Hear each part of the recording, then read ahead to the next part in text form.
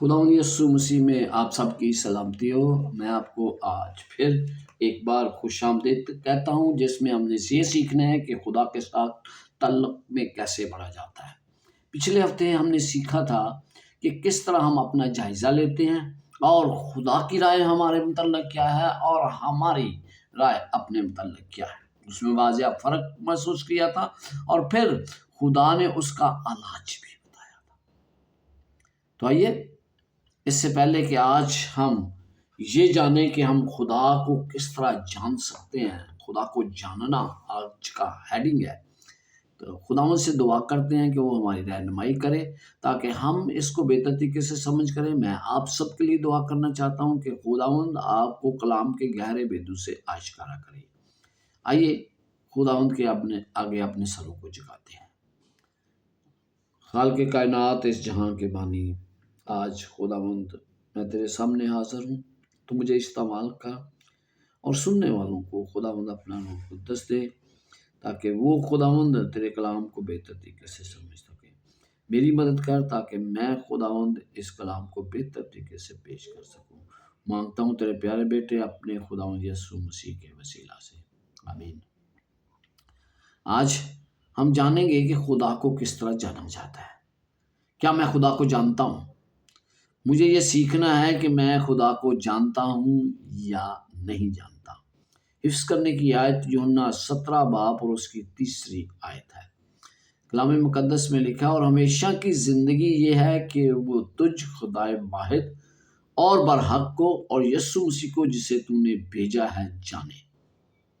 بہت سے لوگ آج یہ سوچتے ہیں کہ جتنی روشنی ہے اتنا ہی میرے سے حساب لیا جائے گا۔ بات آپ کی سچ ہے، لیکن یہاں پر آیت ہمیں کیا بتاتی ہے؟ اور ہمیشہ کی زندگی یہ ہے کہ وہ تجھی خدائے واحد اور برحق کو اور یسوع مسیح کو جسے تو نے بھیجا جانے۔ یہ میرا اور آپ کا فرض ہے کہ ہم خداوند کو جانیں جب ہم یہ کوشش کر رہے ہیں کہ ہم ہمیشہ کی زندگی کو حاصل کریں۔ ہمیشہ کی زندگی اس میں ہے کہ ہم خداوند یسوع مسیح کو جانیں۔ تو میں اور آپ آج دیکھیں گے کہ ہم یسوع مسیح کو کیسے جانتے ہیں۔ خدا کے بارے میں ہماری سمجھ بوجھ اس دنیا میں گناہ آنے کی وجہ سے خراب ہو گئی۔ ہم نے جانوروں اور انسانوں کے شکل کے بتوں میں اس کی نمائندگی کرنے کی کوشش کی، اور آج آپ جانتے ہیں کہ اس وقت نہیں، شروع سے نہیں، بلکہ آج بھی بہت سے لوگ ایسے ہیں۔ ظالم کے طور پر ہم اپنے آپ کو دوسروں پر ظلم کرتے دیکھتے ہیں۔ بالآخر انسانیت نے خدا کی اپنی شبیہ بنائی ہے، یعنی جس شبیہ کے لیے خدا نے مجھے اور آپ کو خلق کیا تھا اس کو ہم نے ترک کر دیا ہے۔ ہم نے، ہر انسان نے اپنی شبیہ اپنے طور پر تشکیل دی ہے، لیکن خدا واقعی کیسا ہے؟ آج ہم یہ جاننے کی کوشش کریں گے۔ کیا وہ اتنا عظیم ہے کہ اسے سمجھنا ہماری سمجھ سے بالاتر ہے؟ یقیناً چاہے ہم کتنی ہی کوشش کریں، ہمارے ذہن خدا کو نہیں سمجھ سکتے۔ ہمیں مدد کی ضرورت ہے، لیکن مدد پہنچ گئی ہے۔ کیا آپ جاننا چاہتے ہیں کہ وہ کیسا ہے؟ بائبل میں ہمارے پاس خدا کی فطرت کا حقیقی انکشاف ہے۔ تو ہم خدا کو کیوں اس طرح سمجھ سکتے ہیں؟ میں تو یہ سوچتا ہوں کہ لامحدود خدا کو سمجھنے کے لیے مجھے لامحدود عقل کی ضرورت ہے، اور اگر میرے پاس لامحدود عقل نہیں تو میں خدا کو کس طرح سمجھ سکتا ہوں؟ بائبل کی پہلی آیت کو لے لیں۔ ابتدا میں خدا نے آسمان اور زمین کو پیدا کیا۔ آپ کا ایمان ہے کہ خدا نے پیدا کیا، میرا ایمان ہے کہ خدا نے اسے پیدا کیا، لیکن ایک ایسا شخص جو خدا کو نہیں مانتا، وہ کس طرح اس بات کو پسند کرے گا یا سمجھے گا کہ کوئی خدا ہے؟ بہت سے لوگ آج سوالات کرتے ہیں کہ خدا کون ہے، کہاں سے آیا؟ یہ ان کے سوالات ہیں جو خدا کو نہیں مانتے۔ ہم خدا کو اس لیے مانتے ہیں کیونکہ خدا پر ہمارا ایمان ہے۔ تو یہ سب سے پہلے دیکھتے ہیں خدا کی صفات کیا ہے، خدا کیا چاہتا ہے۔ اے لشکروں کے خدا، اے یا تجھ سا زبردست کون ہے، تیری وفاداری تیرے جوگیت ہے۔ ہم دیکھتے ہیں کہ یہاں بائبل مقدس خدا کی شبیہ کو بڑے واضح، منصفانہ اور تسلط کے ساتھ بیان کرتی ہے۔ ایک طریقہ جس کے ذریعے ہم اسے جان سکتے ہیں وہ اس کی صفات ہے۔ جب ہم خدا کو جاننے کی کوشش کرتے ہیں تو اس کی صفات ہے، اور وہ صفات کیا ہیں؟ آئیے خداوند کی ان صفات کو دیکھتے ہیں۔ اگر آپ پیدائش 1:17 آیت پڑھیں تو وہاں پر لکھا ہے کہ خدا قادر مطلق ہے۔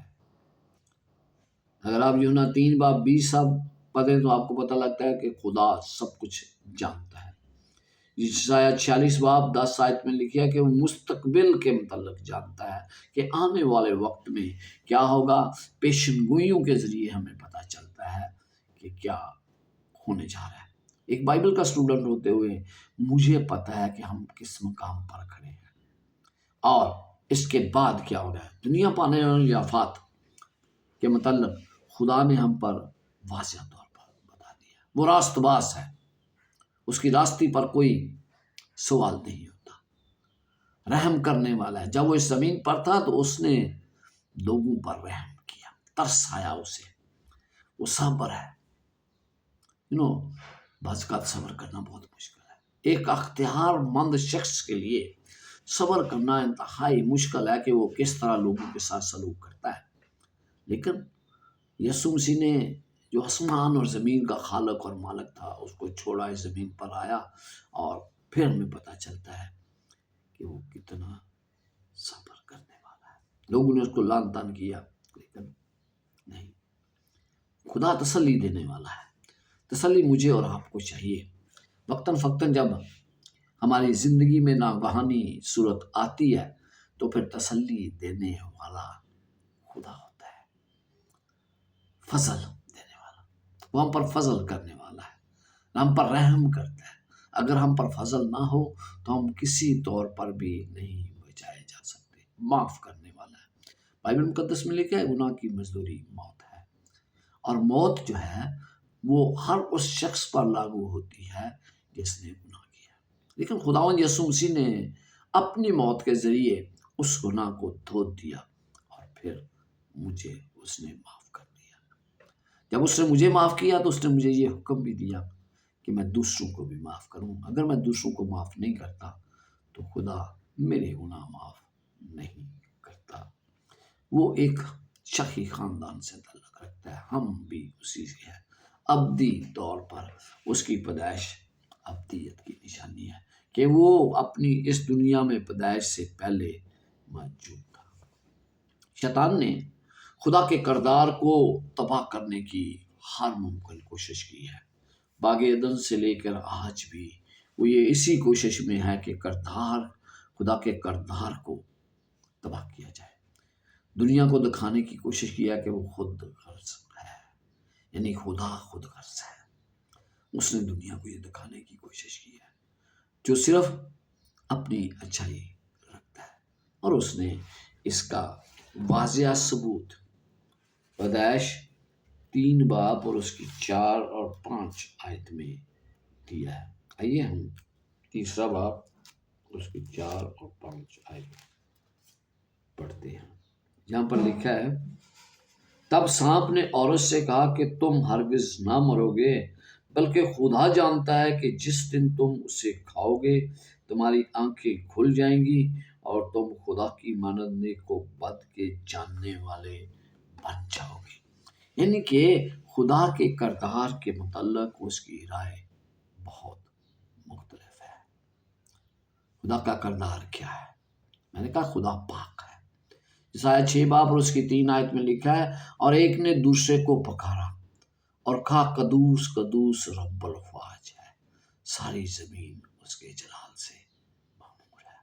یعنی خدا پاک ہے، اتنا پاک ہے کہ یسعیاء 6 باب میں جب ہم پڑھتے ہیں تو پتہ چلتا ہے کہ اس کے حضور فرشتے کھڑے رہتے ہیں اور وہ فرشتے بڑے اہم اور بڑے ضروری ہیں جو خداوند کی حضوری میں ہر وقت گزارتے ہیں۔ تو آئیے یسایہ 6 باب اور اس کی چند آیات پر غور کرتے ہیں، جس کے ذریعے ہمیں پتہ چلے گا کہ خدا کی قدرت کتنی بڑی ہے۔ یسایہ 6 باب اور اس کی پہلی آیت سے میں پڑھنے لگا ہوں۔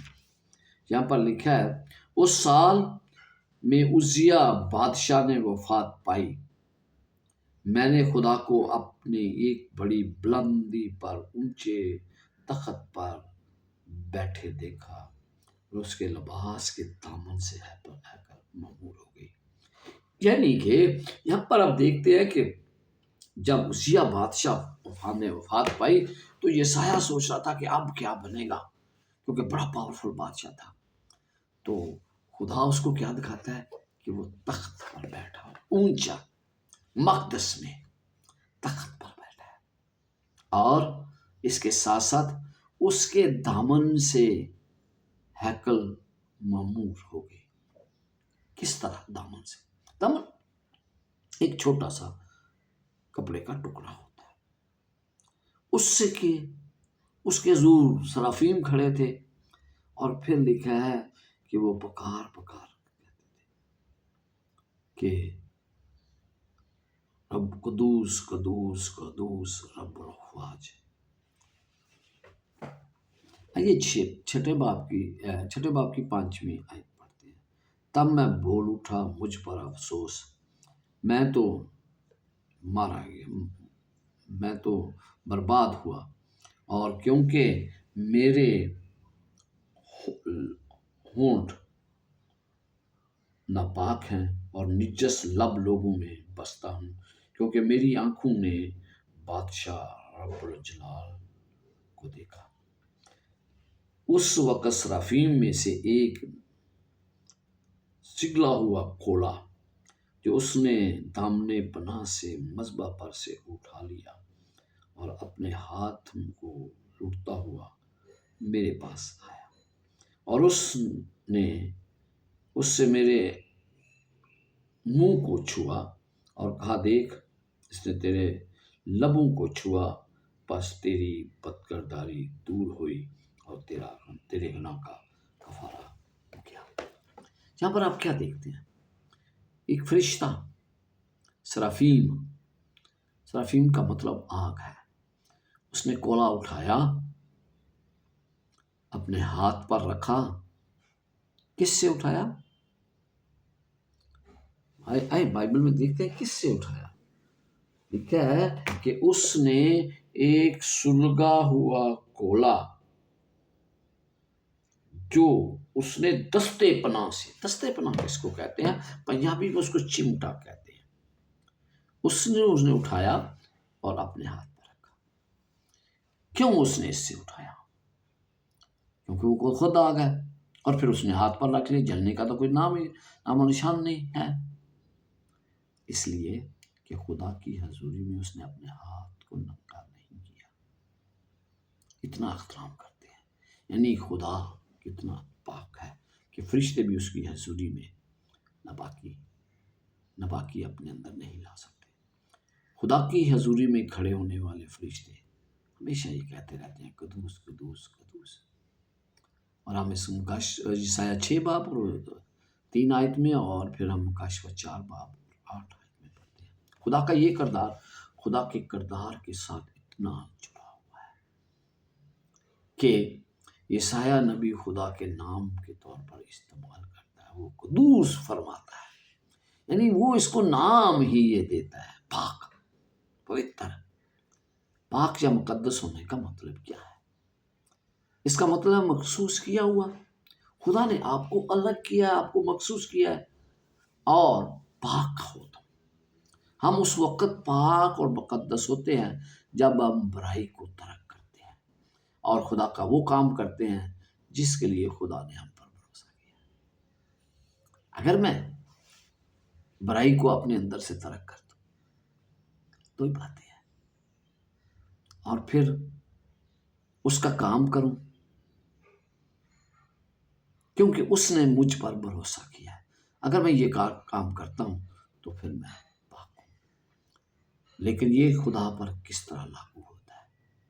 وہ مکمل طور پر برائی سے الگ ہے اور اس کا گناہ کے ساتھ کوئی تعلق نہیں ہے.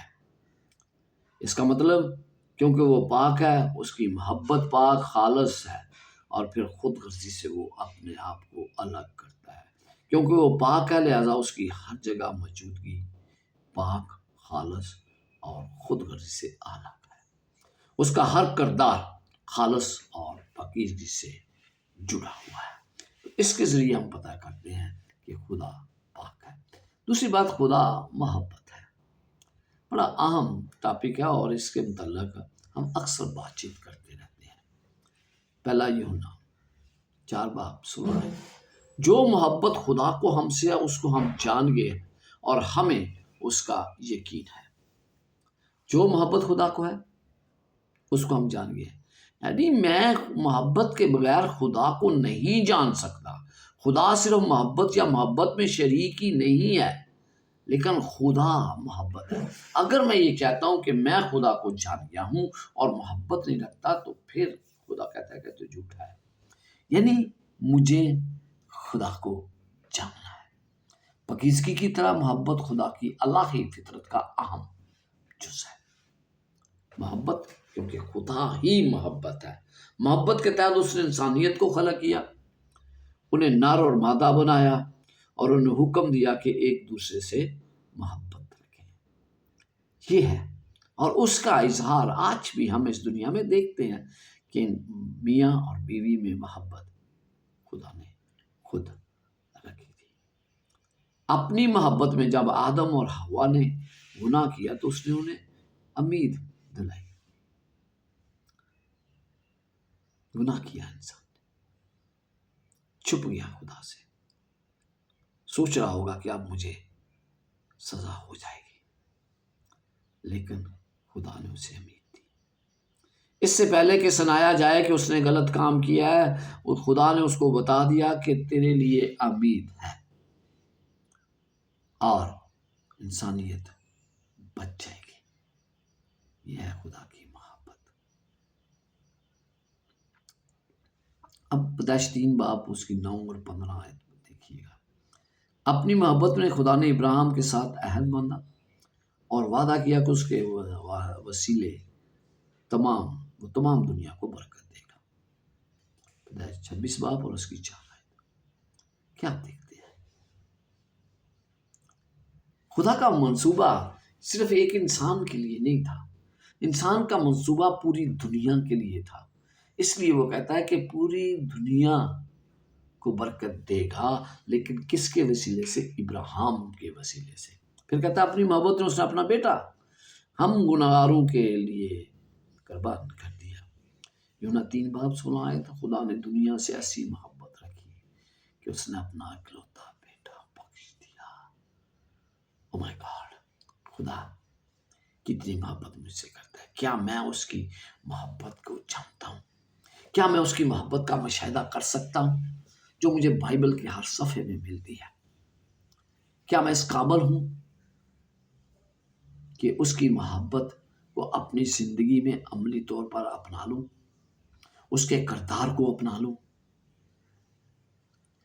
میرا آپ لوگوں سے سوال ہے کہ میں اس کی محبت کا کیسے جواب دیتا ہوں؟ آپ یا میں کس طرح اس کی محبت کا جواب دیتے ہیں؟ کیا ہم اس جیسا بن کر اس کی محبت کا جواب دیتے ہیں، یا ہم غریبوں کی مدد کر کے اس کی محبت کا جواب دیتے ہیں؟ آپ کو اس میں سے چناؤ کرنا ہے. ہم اس لیے محبت نہیں رکھتے ہیں کہ پہلے اس نے ہم اس لیے محبت رکھتے ہیں کہ پہلے اس نے ہم سے محبت کی. اور مجھے اور آپ کو یہ خدا کی طرف سے حکم ملا ہے کہ ہم اس کی محبت کو دوسروں تک پہنچائیں. میں خدا کی فطرت کے ذریعے جانا چاہتا ہوں. زبور 19 اور اس کی پہلی آیت میں لکھا ہے آسمان خدا کا جلال ظاہر کرتا ہے اور فضا اس کی دستکاری دکھاتی ہے. بائبل مقدس کی ابتدا خدا میں جب ہم بائبل مقدس کو شروع کرتے ہیں اس میں خدا کو الوہیم کہا گیا ہے، اگرچہ یہی لفظ خدا لفظ جو ہے اس کو جمع کے طور پر بھی استعمال کیا گیا ہے. اس لفظ کو واحد کی معنی کے طور پر بھی بعض اوقات استعمال کیا جاتا ہے. جیسے خدا نے ابتدا میں آسمان اور زمین کو پیدا کیا. فطرت میں خدا کے ساتھ فطرت ہمیں خدا کے ساتھ جوڑتی ہے، منسلک کر دیتی ہے. ہم فطرت سے الگ نہیں ہو سکتے، ہم خدا کے ساتھ جڑ جاتے ہیں جب ہم اس کی بنائی ہوئی چیزوں کو دیکھتے ہیں، جب ہم اس کے کاموں پر غور کرتے ہیں، جب ہم دیکھتے ہیں کہ یہ کس طرح بن گیا. تو اس سے ہمیں پتہ چلتا ہے کہ فطرت ہمیں خدا کے ساتھ جوڑتی ہے. کلام کے ذریعے ہم خدا کے ساتھ جڑتے ہیں. کلام جب ہم پڑھیں گے تو ہمارا تعلق خدا کے ساتھ گہرا ہوگا، اور ہمارا ہیڈنگ بھی ہے کہ خدا کے ساتھ تعلق میں بڑھنا. پھر ہم کلامین یسوع مسیح کے ذریعے، پھر روح القدس کی مداخلت اور اس کی طاقت کے ذریعے اس نے ہم سب کو خلق کیا ہے. اب کوئی بھی پیدائش 1 باب اور اس کی پہلی آیت اور یوحنا 1 باب اور اس کی 1 سے 3 آیت پڑھیں تو آپ کو پتہ چلتا ہے کہ اس دنیا کو خلق کرنے والا کوئی اور نہیں بلکہ یسوع مسیح تھا. پیدائش کے 2 باب میں خدا کے ذاتی نام کا اضافہ کیا گیا ہے. اس نے عام الفاظ میں یہ نہیں کہا گیا کہ بن جائے، بلکہ اس نے کیا کیا؟ اس نے مٹی لی اور ہاتھوں سمیت بنایا. عظیم اور طاقتور خدا نے اپنے آپ کو اس طرح ظاہر کیا کہ اس تک انسان کی رسائی ممکن ہے. تو اس لیے میرے اور آپ کے لیے یہ جاننا ضروری ہے کہ خدا فطرت کے ذریعے انکشاف کرتا ہے. آج آپ دنیا کو دیکھتے ہیں تو آپ کو کیا لگتا ہے؟ اس کو فطرت کو، اس نظام فطرت کو کوئی نہ کوئی ہستی ہے جو آج بھی کنٹرول کر رہی ہے. کوئی ایسی ہستی جو خدا کے قریب ہے، کوئی ایسی ہستی جو خود خدا ہے. تو اس لیے دنیا اسی طرح چلتی رہتی ہے، لیکن خدا کی فطرت اپنی فطرت کے ذریعے انکشاف کرتا ہے. اگرچہ میں مانوں یا نہ مانوں، لیکن خدا اپنی فطرت کے ذریعے مجھے سب کچھ بتانے کی کوشش کرتا ہے. وہ مجھے چھوتا ہے، ہمیں تعلیم دیتا ہے. خدا مجھے چھوتا ہے. کیسے خدا کی حمد و ستائش کرتا ہوں کہ وہ مجھے چھونے میں کوئی برائی نہیں سمجھتا. ہمیں تعلیم دیتا ہے. خدا ہمیں تعلیم دینے اور ہمیں ہمارا کام دیتا ہے. وہ ہم سے محبت کرتا ہے. تو یہ تمام چیزوں کو ذرا غور سے دیکھیے. یسوع مسیح خدا ہمارے ساتھ. یسوع مسیح کے ذریعے خدا نے اپنے آپ کو انکشاف کیا ہے. خدا کو کسی نے کبھی نہیں دیکھا. بائبل مقدس میں لکھا ہے کہ خدا کو کسی نے کبھی نہیں دیکھا. اکلوتا بیٹا جو باپ کی گود میں ہے اسی نے ظاہر کیا. اگر ہم جاننا چاہتے ہیں کہ خدا کیسا ہے تو آئیں یسوع مسیح کو پہلے جانیں. مجھے جاننا ضروری ہے. اگر میں یسوع مسیح کو نہیں جانتا تو پھر میں کس طرح خدا کو جان سکتا ہوں؟ بائبل میں یسوع مسیح کے یہ الفاظ ہے نا، خدا کو کسی نے کبھی نہیں دیکھا. اکلوتا بیٹا جو باپ کی گود میں اسی نے ظاہر کیا. یعنی خدا نے خود ظاہر کیا ہے کہ وہ کون ہے فطرت کے ذریعے. اگر آپ بہت سے انبیاء کرام کی رویا دیکھیں تو آپ کو ایک نام دیا گیا ہے. یسوع مسیح کے لیے ایک نام ہے. ان پیشن گوئیوں میں جو پرانے عہد نامے میں بھی کی گئی تھی، ان پیشن گوئیوں کو جب ہم دیکھتے ہیں تو ہمیں خدا کا کردار نظر آتا ہے، اس کا مقصد نظر آتا ہے. کیا ہے؟ ایمانویل، خدا ہمارے ساتھ. 4 اناجیل اسے مختلف طریقے سے بیان کرتی ہیں. یہ متی کون تھا؟ متی ایک یہودی تھا، لہذا وہ اپنی انجیل لکھتے ہوئے یہودیوں کے لیے پیغام لکھتا ہے. پھر وہ کہتے ہیں وہ مسیح ہے جس نے اپنے وعدوں کو پورا کیا. یہی بات متی رسول بار بار ہمیں سمجھانے کی کوشش کرتا ہے. مرکز کی انجیل جو ہے وہ ایک یہودی نے لکھی لیکن غیر اقوام کے لکھی. متی کی انجیل جو ہے ایک یہودی نے یہودیوں کے لیے لکھ دی. اور پھر مرکز نے ایک یہودی ہونے کے ناطے غیر اقوام کے لیے اپنا کلام مرتب کیا۔ وہ ہر وقت دوسروں کی خدمت کے لیے تیار رہتا۔ اس سے اور تیسری انجیل ہے لوکا کی انجیل۔ لوکا ایک ڈاکٹر تھا، اور ڈاکٹر جو